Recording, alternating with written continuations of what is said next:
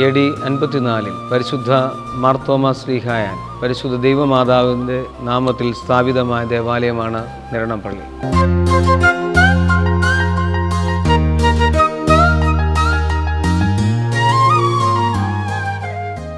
മലങ്കരുടെ തലപ്പള്ളിയായി, മലങ്കരുടെ ജെറുസലേമായി ഈ ദേവാലയം അറിയപ്പെടുന്നു.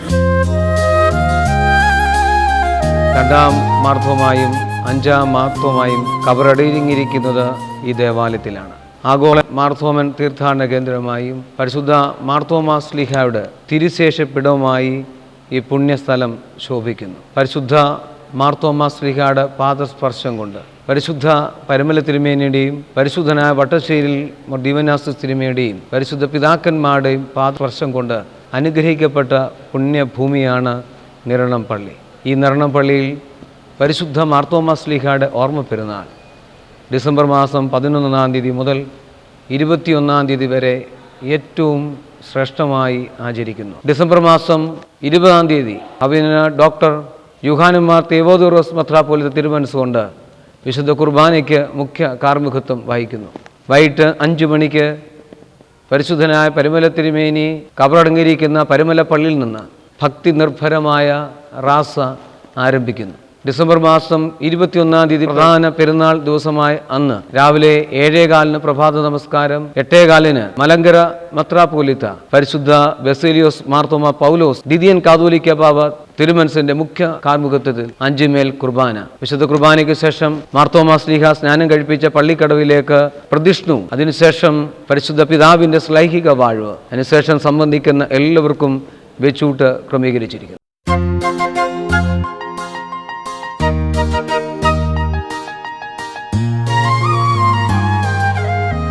പരിശുദ്ധനായ പരിമല തിരുമേനി നിരണം ഭദ്രാസനത്തിൻ്റെ മെത്രാപ്പോലിത്തയായി ശുശ്രൂഷ നിർവഹിക്കുന്നത് നിരണം പള്ളിയിൽ താമസിച്ചാണ്. ആ പരിശുദ്ധ പിതാവിൻ്റെ സജീവമായ സാന്നിധ്യം ഇന്നും എല്ലാവർക്കും അനുഭവിക്കുവാനായിട്ട് കഴിയും. ഇപ്പോൾ കാണുന്ന ഈ നിരണം പള്ളി 1912 പരിശുദ്ധ വട്ടശ്ശേരിൽ ദിവനാസസ് തിരുമനസ് കൊണ്ടാണ് കൂദാശ ചെയ്തിരിക്കുന്നത്. ഈ നിരണം പള്ളി നാനാജാതി മതസ്ഥരുടെ അഭയ കേന്ദ്രമാണ്. നിരണപ്പള്ളിയിൽ പരിശുദ്ധനായ മാർത്തോമാ ശ്ലീഹായുടെ പെരുന്നാളിലേക്ക് എല്ലാവരെയും വളരെ സന്തോഷത്തോടെ സ്വാഗതം ചെയ്യുന്നു.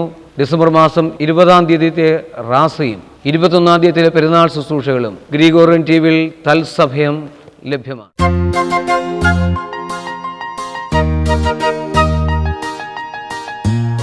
പ്രിയ ദൈവത്തിൻ്റെ അതിപരിശുദ്ധനാമത്തിന് മഹത്വം ഉണ്ടായിരിക്കട്ടെ. AD 54 മാർത്തോമാ ശ്ലീഹായാൽ സ്ഥാപിതമായിരിക്കുന്ന നിരണം ദേവാലയം പുണ്യപുരാതന വിശുദ്ധ സ്ഥലമായിട്ടും വിശുദ്ധ ഇടമായിട്ടും നാനാ മതസ്ഥരായിട്ടുള്ള വിശ്വാസികൾ കരുതി പോകുകയും അനേകം പേരുടെ ആശാകേന്ദ്രമായി നിലകൊള്ളുകയും ചെയ്യുന്ന ദേവാലയമാണ്.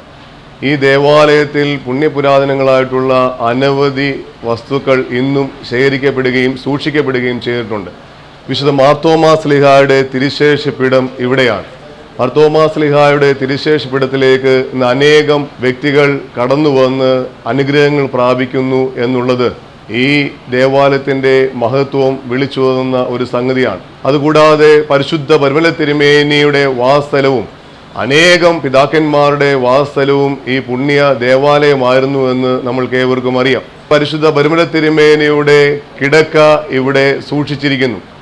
അത് ഒരു തിരുശേഷിപ്പായിട്ട് തന്നെ വിശ്വാസികൾ കരുതുകയും അവിടേക്കും അനേകം പേർ കടന്നു വന്ന് അനുഗ്രഹങ്ങൾ പ്രാപിക്കുകയും ചെയ്യുന്നു. പരിശുദ്ധ പിതാക്കന്മാരാൽ കൂദാശ ചെയ്യപ്പെട്ടിരിക്കുന്ന പുരാതനമായിരിക്കുന്ന മൂറോൻ തൈലം ഇവിടെയുണ്ട് എന്ന് ഇന്നും വിശ്വസിക്കപ്പെടുന്നു. ഇവിടെ കാണുന്ന പഴയ കൽഭരണികളിൽ ആ തൈലം ഇന്നും സൂക്ഷിക്കപ്പെടുകയും വിശ്വാസികളുടെ അനുഗ്രഹത്തിനായിട്ട് അത് പകർന്ന് നൽകുകയും ചെയ്യുന്നുണ്ട്.